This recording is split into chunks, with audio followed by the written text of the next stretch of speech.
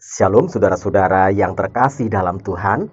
Ketika Allah menciptakan alam semesta, bumi dan segala isinya, seperti yang tertulis dalam kitab Kejadian yang kita percayai dengan iman, maka Allah menciptakan alam semesta, bumi dan segala isinya itu bersama dengan hukum-hukum alam yang menyertainya. Sehingga alam semesta, bumi dan segala isinya ini bisa berjalan dengan teratur.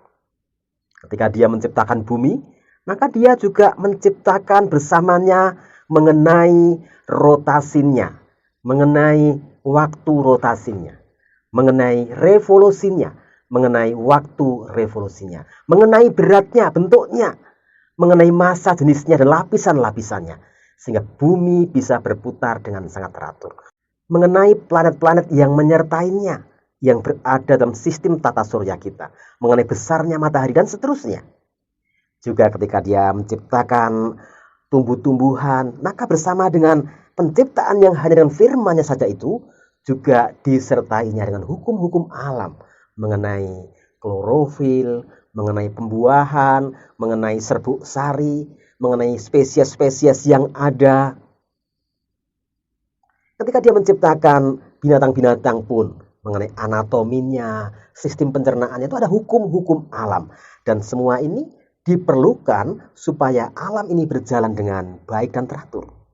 Bahkan dengan luasnya, besarnya alam semesta yang kita ketahui semakin jelas dengan berkembangnya teknologi astronomi ini, itu pun menjadi bagian dari keteraturan yang dibuat oleh Tuhan, dari hukum-hukum alamnya. Sehingga bumi bisa berputar dengan sangat teratur karena satu kesatuan dengan alam semesta yang begitu luas.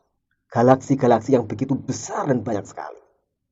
Ketika Daud mengatakan langit menceritakan kemuliaannya, maka meskipun Daud waktu itu belum mengetahui besarnya alam semesta sebesar seperti yang saat ini kita ketahui, dia mengatakan langit menceritakan kemuliaan Allah penciptanya.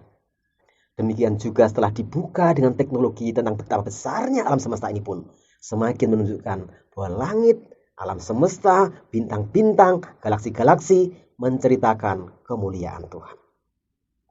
Hukum alam ini dibutuhkan keteraturannya dan tetap seperti itu supaya alam semesta berjalan dengan baik dan bumi dan kehidupan manusia juga berjalan dengan baik. Adanya gravitasi bumi, adanya iklim, cuaca, angin, semua berjalan sesuai dengan hukum alam.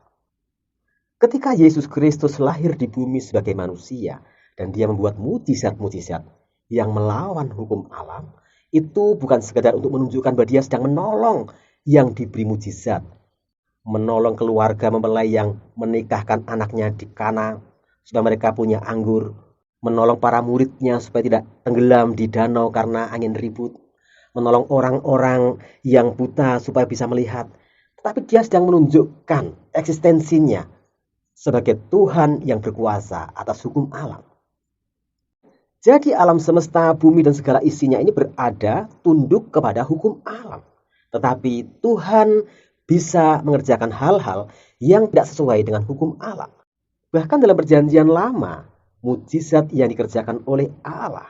Misalnya ketika Musa terjepit oleh tentara Firaun, kemudian laut itu terbelah menjadi dua, sehingga Musa dan orang-orang Israel bisa melewatinya.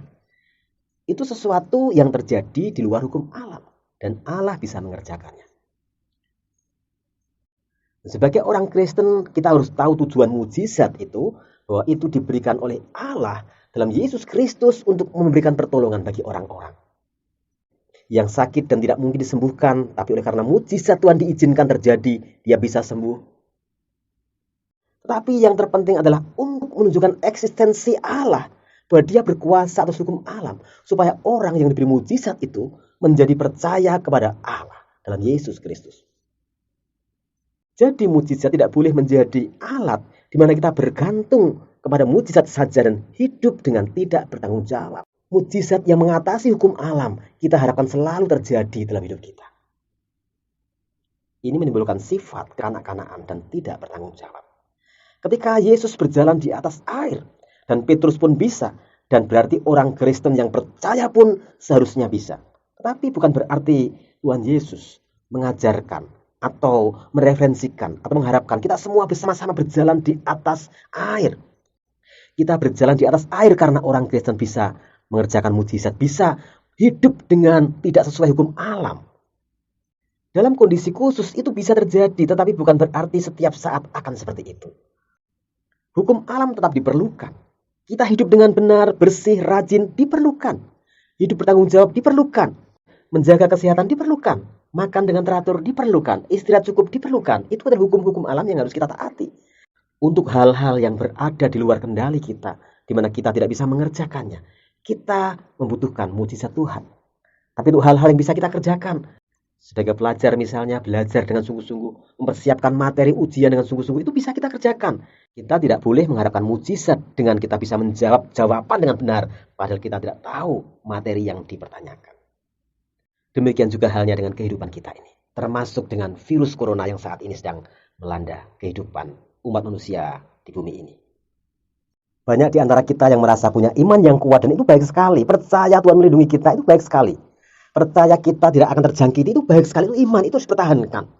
Secara pribadi, kalau kita mengukur iman kita kuat untuk itu, tidak apa-apa. Tetapi kalau sebagai gereja, di mana tidak semua jemaat kita punya iman sekuat saudara atau sekuat para pelayan Tuhan, maka kita harus memberikan himbauan yang sesuai dengan hukum alam, bahwa kita harus menjaga hidup kita dengan bersih, kemudian kita tidak bersentuhan dengan orang lain supaya tidak tertular atau tidak menularkan virus yang mungkin sudah ada dalam tubuh kita. Berbicara mengenai Tuhan dan hukum alam ini, kalau diterapkan dalam hidup kita, itu seperti antara iman dan akal budi. Tuhan itu tentang iman, hukum alam tentang akal budi. Iman harus disertai dengan akal budi. Bahkan perintah Tuhan pun, kasihlah Tuhan Allahmu dengan segenap akal budimu. Memang di antara manusia dan juga di antara sesama anak Tuhan pun punya penekanan, pendekatan yang tidak sama dalam hal beriman pada Tuhan ini. Ada yang beriman dengan sungguh-sungguh dan rohnya kuat sekali, sehingga tanpa mikir pun percaya pada Tuhan. Ada yang seperti itu bagus juga. Tetapi ada juga orang-orang yang harus mengerti dulu, harus terbukti dulu baru dia percaya pada Tuhan. Ini pun semuanya baik dan tidak usah saling menyalahkan, tetapi perlu saling melengkapi. Kalau hanya roh saja yang kita tekankan tanpa menggunakan akal budi, seringkali kita menjadi orang beriman yang tidak bisa melihat sesuatu dengan objektif. Padahal roh spiritual, rohani itu juga bisa jadi itu bukan dari Tuhan, bisa jadi itu adalah perasaan kita sendiri. Kita harus objektif. Misalnya yang mengatakan, Tuhan ngomong kepada saya mendengar suara Tuhan. Alkitab menjelaskan bahwa setiap roh harus diuji dengan mengujinya berdasarkan firman Tuhan yang sudah tertulis. Itu akal budi, dan itu dari Tuhan juga. Seperti bumi diciptakan oleh Allah, dan bersama dengan bumi itu juga disertai dengan hukum-hukum alam, juga manusia ketika diciptakan diberikan juga akal budi, dan itu berguna untuk manusia tidak menjadi orang yang buta, tidak berpikir. Dari respon-respon yang kita dapatkan mengenai virus corona ini menunjukkan perbedaan cara berpikir tadi. Ada yang mengatakan tidak masalah, pasti kita tidak akan kena. Apa gunanya iman kalau kita masih takut kena virus? Masakan kita lebih takut pada virus daripada takut kepada Tuhan? Tentu kita takut kepada Tuhan. Tentu kita lebih takut kepada Tuhan. Tapi Tuhan pun memberitahu kita harus hidup dengan bersih, dengan benar. Dan kalau ada mara bahaya, kita menghindar. Ketika ada mara bahaya, kita nekat mendatanginya atau nekat membagikannya, itu namanya mencobai Tuhan. Ketika Yesus ditobai oleh iblis setelah dia berpuasa 40 hari 40 malam, dia diminta untuk menjatuhkan dirinya dan pasti akan ditolong. Yesus tahu pasti bahwa dia akan ditolong oleh Bapa di surga karena dia roh Allah sendiri. Tapi dia tidak mengerjakannya.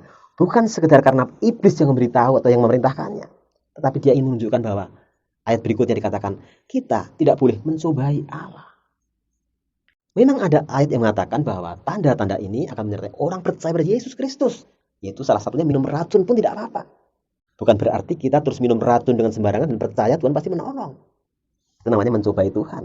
Ini bisa terjadi ketika kita sedang bergerak dalam kegerakan Tuhan, menginjil, bersaksi, kemudian ada orang yang mencelakai kita dengan racun itu, kita ditolong oleh Tuhan.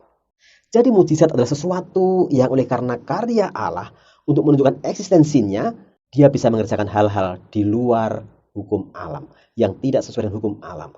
Seorang yang sakit yang harusnya mati menurut ilmu kedokteran, menjadi sembuh, itu mujizat. Karena Allah ingin yang sakit ini mengenal Tuhan dengan lebih sungguh-sungguh lagi, bukan sekedar menolongnya. Keluarganya pun yang tadinya menangis-nangis pengen disembuhkan, setelah disembuhkan, harus mengetahui bahwa Allah rindu mereka datang kepada Tuhan. bukan sekedar menjadi sembuh. Saat ekonomi saudara begitu sulit, saudara minta diberi mujizat oleh Tuhan, bisa jadi itu diberi mujizat dengan berkat-berkat yang di luar hukum alam.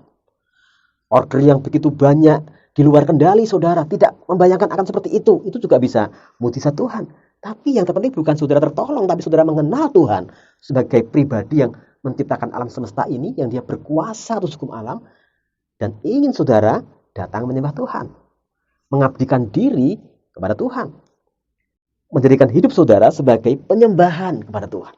Itu yang dimaui oleh Allah, pencipta kita dalam Yesus Kristus Tuhan kita.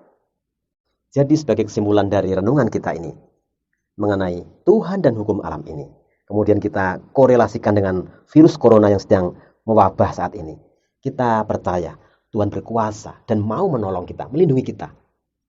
Tetapi kita juga perlu menjaga hidup kita dengan baik, dengan benar, dengan bersih. Kita harus mengasihi pemerintah di mana tidak mudah untuk mengelola rakyat sebanyak ini dengan pendapat yang tidak sama, ini tidak mudah. Tapi kita sebagai orang Kristen harus menyuarakan suara kebenaran. Memiliki iman yang kuat tapi juga akal budi yang sehat.